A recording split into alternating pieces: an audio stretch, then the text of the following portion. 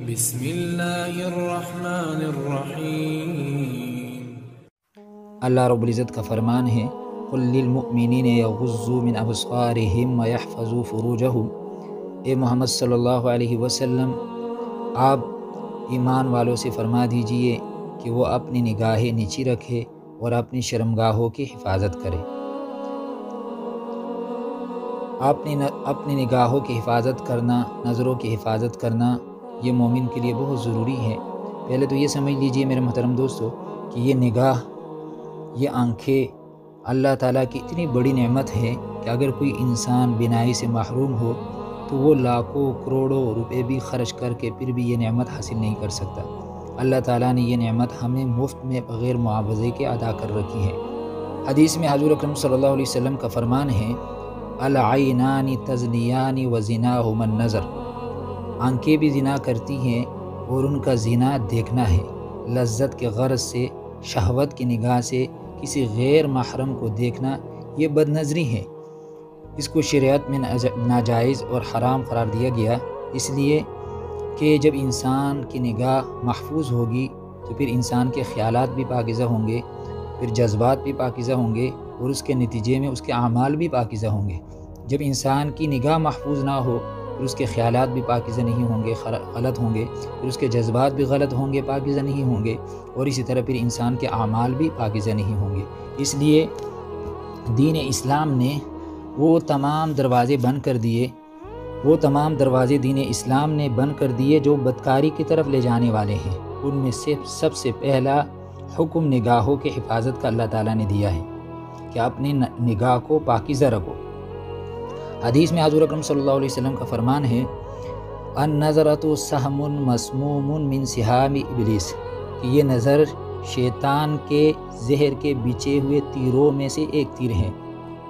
بعض اوقات صرف ایک نگاہ یہ انسان کے دل کی حالت کو خراب کر دیتی ہے، ان میں فساد پیدا کر دیتی ہیں، اور بعض اوقات ایک غلط نگاہ کے نتیجے میں انسان کی فکر، اس کے خیالات، اس کے جذبات اور بعض اوقات اس کا کردار بھی خراب ہو جاتا ہے۔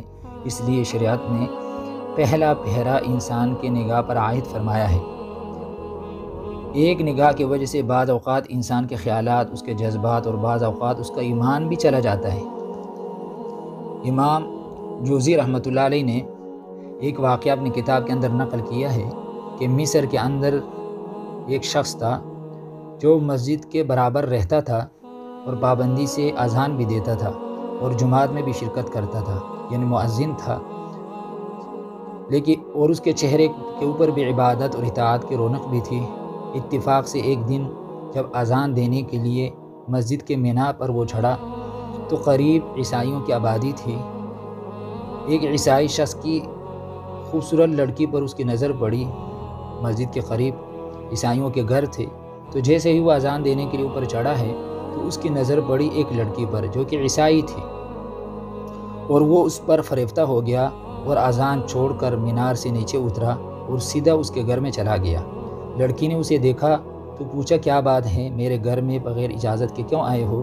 تو اس نے جواب دیا کہ میں تجھے اپنانے کے لیے آیا ہوں، اس لیے کہ تیرے حسن و جمال نے میری عقل کو معاف کر دیا ہے۔ تو لڑکی نے جواب دیا کہ میں کوئی تہمت والا کام نہیں کرنا چاہتی۔